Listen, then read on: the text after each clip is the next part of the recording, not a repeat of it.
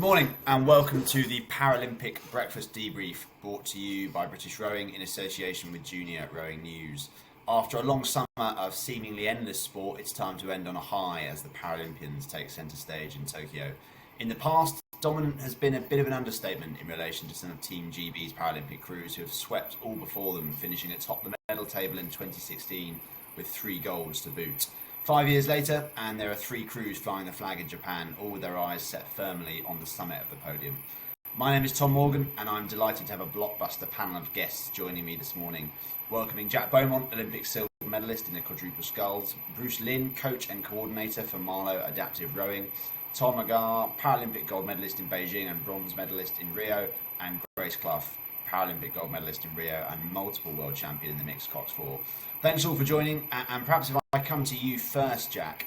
Impressive results overnight for Team GB with 2 heat wins and a second place in the men's single. What are your sort of initial reflections on that first foray into competitive action? It's just exciting to see it happening again. For our para team, they had one opportunity to race in the last 2 years so far. They had the European Championships where they were brilliant, but to see them race the rest of the world as well, today, is great. And they had a fantastic set of results. Nothing we didn't expect, I don't think.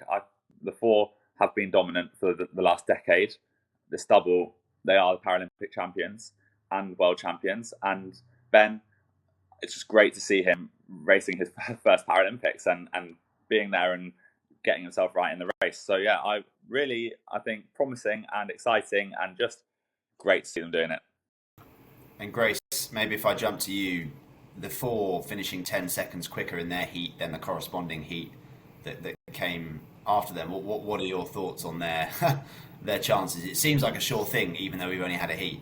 Yes. So obviously USA coming in first place in the other heat, which I think again is what would be expected. That is a very dominant 4 out there. I think if the conditions were right, they'd be going for a world record pace. They're just getting better and better each year and gelling as a crew really well.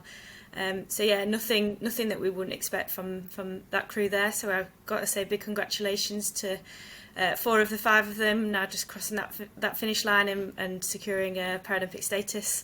Obviously with James Fox as reigning Paralympic champion leading the way there. So it's nothing that's not expected from that group of really, really talented athletes, and Nick Baker has done a fantastic job over the Paralympiad to getting them into the best shape of their lives.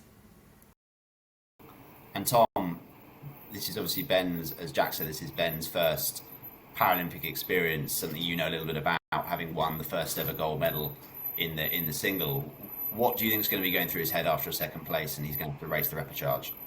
Yeah, I don't think Ben has got anything to be disappointed about. I think he's really done himself proud, really put himself out there, as Jack said, and really attacked that first race. And a bit of a tall order coming up against Ukraine's Roman Polyansky. He's been so dominant the last sort of 2 years, and obviously reigning Paralympic champion. But you've got to race everyone at some point, and it's probably a good test for Ben to test his race plan. And as what we've seen already, he's obviously made that milestone of making the Paralympic Games, and he's now a Paralympian, which is a fantastic achievement for him along his way. And I'm sure there'll be many accomplishments yet to come. And Bruce, if I come to you finally, staying on the subject of the men's singles, sort of when we were talking about conversation points prior to recording, you had a lot, clearly a bit of an expert when it comes to Paralympic rowing. There is a couple of athletes who are really, really interesting in this field, and I'd love for you to give us the context on who they are, where we should be looking out for in the sort of coming days. Well, one of the athletes that people should be cheering for in Britain is Nigeria. Kingsley Ijoma is actually another local hero who's a product of the British rowing community. He was born in Nigeria. He contracted polio as a very young child, lost the use of his legs, moved here at the age of 8, and started rowing rather late in life when he was in his 30s. He's rowed in the club system and developed and progressed very, very well to the point where he was starting to do international standard times, and we thought, well, let's compete for Nigeria, and he's did extremely well with a 4th place finish in the first heat, beating Blake from USA. So we were very pleased. We didn't know he doesn't have as much opportunity for international competition with his resources and his competition in Africa. So I was very pleased to see that result. And I think it'll be really interesting what he's really striving for is a place at the final. He'd be the first African Paralympian to make a final. And I think he showed he's got a shot at that in the repechage. Absolutely, and it's great to see rowing as a sport giving people opportunities to compete at the very highest level. Perhaps a little bit more from you, Bruce, on Paralympic rowing, and we'll come back to the results from last night shortly. But I suppose for anyone who's listening to this and is inspired by what's going on, what's happening out in Tokyo, you sit right in the heart of Paralympic rowing here in the UK. How does one go about getting involved with the sport?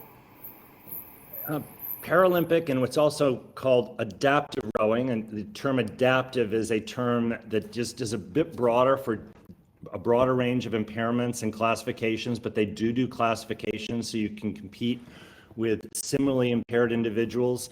And then there's actually a third category that's growing and British Rowing is promoting called mixed ability, where your impairment isn't even something that's classified. And a good example of that is a temporary impairment. So to be classified in para rowing or adaptive, it has to be permanent. But sometimes you're just recovering from an injury or an illness or something, and you're looking for a squad or a vehicle to do training and enjoy the sport, and mixed ability is growing in popularity in that area. There's an increasing number of clubs that offer and are looking to offer adaptive and para rowing. You can, if you look up on website, there's British Rowing will have a list of those. Sometimes it's just a matter of knocking on the door of your local rowing club and saying, yes, you have an impairment, but you're interested in the sport. And many clubs are willing to say, you know what, we don't know that much about it, but we're willing to give it a go and we'll work with you and bring you on board. So I'd encourage anyone, no matter what your impairment, if you're at all intrigued by the sport and you want to get out on the water and it looks exciting, knock on the door of your local rowing club, and I'm sure you'll find some, a very strong welcome. Absolutely, and it's something we are encouraging in our sport. So maybe just returning to what happened overnight, Grace, if I come to you, the mixed coxed 4 has been a story, a narrative of total dominance, certainly last Olympiad, this Olympiad. How do they protect against complacency? Because from my perspective, it's almost inevitable that at this point they're going to be thinking it's going to take a remarkable performance from anyone to beat us. I think that there is never complacency within training. I think during my time on the squad, there was a kind of an idea that we train to win on our worst days, and kind of train hard to race easy. So there is never complacency in training. They're challenging each other day in, day out to be better and to be the best. And so kind of that's where this dominant performance comes from on race days. And kind of you've got fantastic athletes in there, and then you've got other people that are coming up in the squad that are challenging them. So there's competition within the squad, which then makes that team a stronger unit when they're going out to racing. So that's kind of the idea that there is never going to be complacency there. They don't walk around thinking, they know they're the best in the world, but they don't take winning as something that's just going to happen. They train their butts off day in, day out to make sure that'll take place. And that's the same with all the athletes within the squad. They're all challenging each other. So Tom Dyson, the head coach, is a bit of a whiz with percentages and kind of working out targets. So within the squad there's competition as well. So when I was training, I could be training against Tom, and even though I'll be using my legs on the row machine, our end results can be put against each other so that we know who's coming out on top. So there's challenges within the squad as well to keep it kind of fun. And we could always take percentages from the able-bodied, so we could even work out like Jack against maybe James and the results and factor those in with disabilities and stuff. So there's always competition, and there's always ways to kind of make it. I think we used to do ergs where we'd all set off at different times. So I think Tom would set off, and then 5 minutes later I'd be setting off, and we'd be racing to the end to the last stroke. So there's ways within the squad as well to make it competitive, and that can give you the little edge when you get to race day. I suppose when you're the best in the world, you have to compete with something, right? And maybe your own squad members are the people to do it with. The one crew we haven't touched on is the trunk arms mixed double sculls. Jack, maybe if I come to you, it's got pretty established athletes in it. Obviously, Lauren Rolls, who won gold with Lawrence. I mean, they both won gold in Rio. So another crew that have been dominant and are again looking very strong contenders for the win. What do you think is going to be going through their minds at this stage? They've qualified obviously through to the final. It's going to be a competitive field. How well do you know the guys? What do you reckon they're going to be thinking right now? Yeah, I think they'll be really pleased with that race. They, off the start, they were down for the first sort of 300 or 400 meters and just kept in their lane, kept their heads, and just chugged through and ended up being pretty dominant by the end, which I love to see. I think if they can have that same internal focus on finals day, because they are the favourites. China were fast in the other heat, because I was a bit surprised to see China beat the Netherlands in the other heat, because Netherlands have been very good over the last few years. China are fast, and people will probably go out on finals day on Sunday and try and do something crazy to shake our double. I think they will, if they can keep that same focus they had today. I back them to win, and I'm sure they have confidence from today, because they did qualify in the fastest time. But yeah, they're absolutely nails. I remember before the Rio Olympics, I was injured for a while in 2015 and wasn't training with the heavyweight men's team, and I trained with the para team a fair amount, and got to know them a bit and see what they get up to. And like Lauren is, I don't know if I've met anyone as tough as her. She's pretty savage. That's the sort of Jack we want. It's good to hear that there's a strong mentality. I think staying with you, Jack, you obviously have just returned from Tokyo with a silver medal in tow, and huge congratulations for that. I think I'd love to get your opinion or your view on the repechage and its interesting relationship it plays in the psychological and physiological development of the regatta. You obviously came through the rep in the quad and then ended up winning a silver medal. How much inspiration can Ben take from that in his place in the rep, and what's your sort of general opinion on coming through the rep but then still performing very, very well in the final? Yeah, well, there's a few things about that. The rep is a very high pressure place to be, but the Olympic Games and Paralympic Games gives you that because there are fewer boats that are allowed to qualify. The progression system is really tough. If you go to World Championships or European Championships, any of these events, you normally have a semi-final to get into the final. So half of your race gets into the final. Here at the Paralympics, you either have to come first in your first race or in the top two in your next race. You never get that one where half of the race goes through. And it was the same for us in Toyko. But I think for us, going through the repechage was the best thing that could have happened to us. Like, it was okay. You want to go directly through the heat and feel like, oh great, you've got some time to rest. But as long as you approach the repechage as an opportunity, and we did, we thought to ourselves, right, that gives us something to do on those days rather than sitting around in this Olympic village not doing anything. It is a real opportunity to sort of learn from what you did yesterday and improve for tomorrow. The other things, which is a little bit nuanced because of where the games is, there is still a time difference element that the team will be adapting to still, or getting used to a tiny bit. They're in boats that they've not used for months because they've been in a container traveling across the world. They're rowing on salty water, which is a little bit different to what we're used to. So, and you know what, another opportunity to go out and race, fantastic. 100%. And Tom, if I come to you next, we've already heard a little bit from Bruce about just how stacked this sort of PR1 rowing, sort of PR1 classification is. I know, and forgive my ignorance here, I know that the technique required for that category is altogether different to the techniques required in other categories. Can you give us some insight into what's needed to be successful in that particular boat classification? Yeah, so you'll see from the footage that the PR1 event's actually evolved quite a lot since Rio. So they've changed or tweaked the sort of strapping regulations a little bit. So you'll see the athletes rowing with a trunk strap, which is probably quite low down now compared to historical events. But you'll see the athletes in fixed seat boats and really trying to propel that boat through the water, just predominantly using their upper body fixed into that seat there. So you'll see some of the athletes take quite short strokes, very high ratings. So Polyansky, for example, he's incredibly fit, incredibly strong, and he seems to be able to go down the course at sort of close to 40 strokes a minute, which is pretty remarkable. And contrast that to sort of Eric Horry, who seems to be rating higher, but this regatta, but has a much longer stroke and seems to be very effortless as he moves through the water, using kind of maybe a bit more trunk function, is able to propel that boat through the water. So you'll see a real cross section of strokes across the athletes, and that's just mainly down to their function, individual disability, and obviously with Rome we've got the three classes or three classifications, and within the PR1 you'll get quite a range of disabilities, and people are just trying to really, those athletes trying to use their function to their maximum advantage and really get the most out of the boat each stroke. So you'll see quite a cross section as we look towards the finals. And I'd love to get your view. Obviously, you won the gold in Beijing, which was a historic moment for the sport and also for yourself.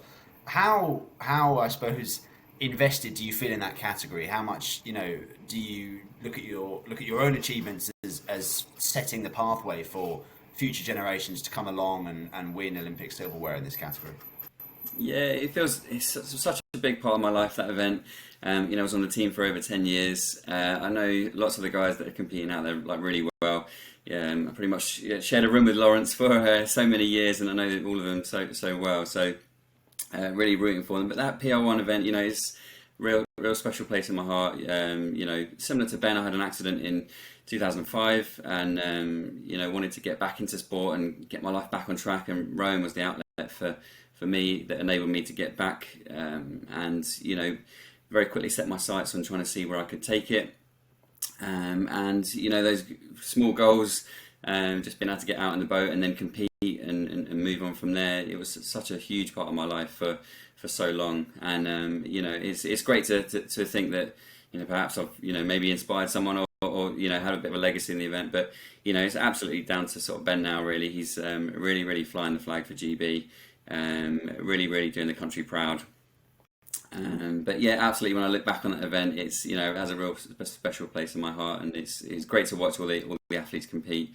And you'll see, the last sort of 2 to 3 games, it's really evolved as well.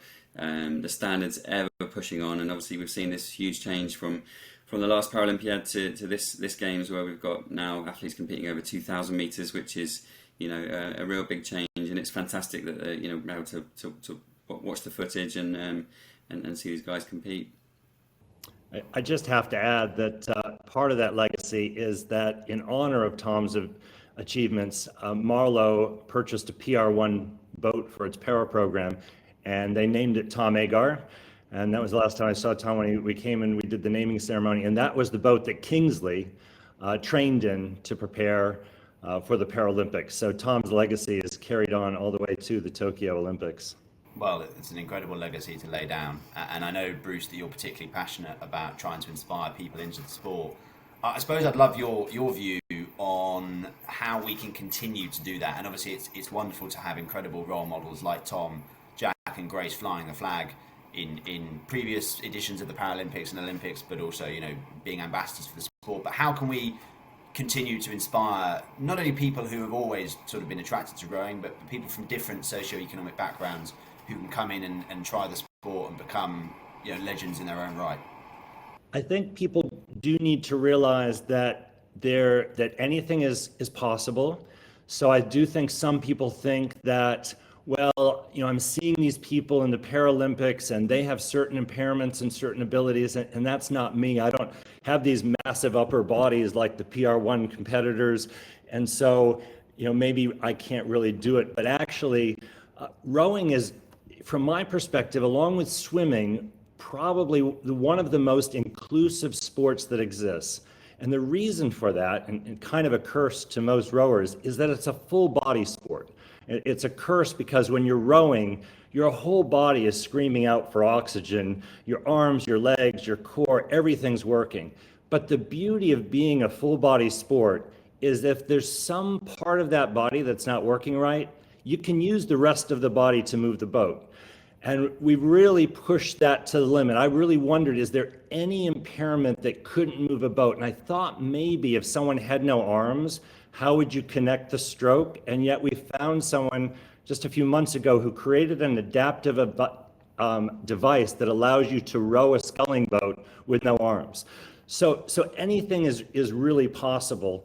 And there is a lot of support. So one of the, the big imperatives that you need is a body of water. And sometimes if you're not near a body of water, you think, well, I'm not near a river, but there are lakes, there's ocean rowing, and there's ways to get to rowing in most parts of the UK. So if you just inquire, you'll probably find some place where you can try it and somebody who will be supportive to getting you on the water. And you know what, even if the water's not your thing, there's a whole side of the sport which is indoor rowing.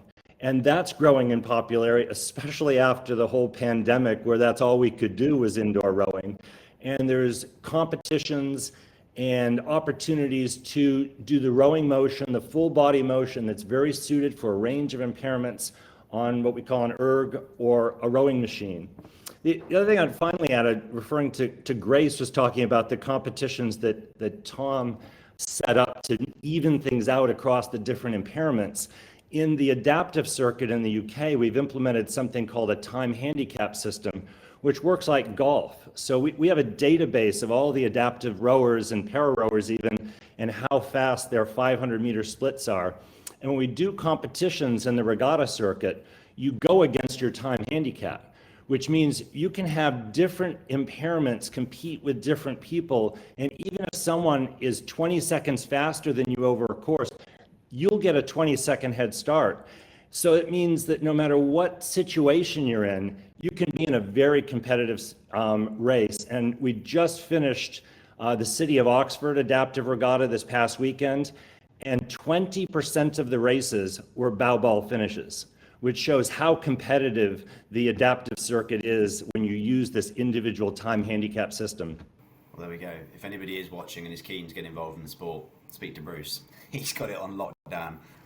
He knows what's going on. I think that would be perfect words to end on. What I want to do, though, just before we do wrap, is quickly go around each of the four of you and get your predictions on what you think is going to happen for Team GB. And I know we don't want to curse anything. We don't want to, lay out any precedents. But I think it would be remiss of me not to ask all your opinions. So Grace, 3 boats left in the regatta, or 3 boats in the regatta.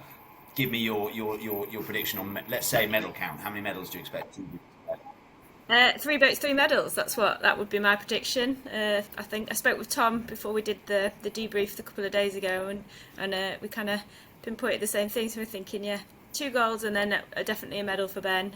And I think get it right on the day, get his prep right, and there's still a chance for silver there. Jack? Yeah, I actually would say the same as Grace. I think we will win 3 medals. I really hope so. You know what? I'm not going to say anything about the colours. I'm just going to say I'm a bit biased towards James Fox, who's my housemate. Really want to see him win. I'm looking forward to him coming home because I've not seen him since June. So come back, James, and good luck, all of them. Tom? Yeah, I think no surprise. I think it's going to be 3 boats, 3 medals. I think for Ben, definitely a podium place. I think if he gets his race preparation right, as Grace said, really looking forward to seeing those results. Best of luck, guys, and we can't wait to watch. And Bruce, the final word. Yeah, I think Grace said it all. For the PR2 and the PR3, it's just a question of how amazing their performances are going to be. So I think you're looking at 2 golds there. I don't think anyone, Polyansky looked so great today. He's in such good form. I don't think anyone's going to catch him for gold. But for the other 2 places, I think you're going to see some of the most competitive racing of the whole regatta. That's going to be a very exciting final going for those other 2 medals. Absolutely, Ben is in it with a shot. He's got the spirit and the preparation to grab one of those, and it'll be very exciting who else gets on the podium.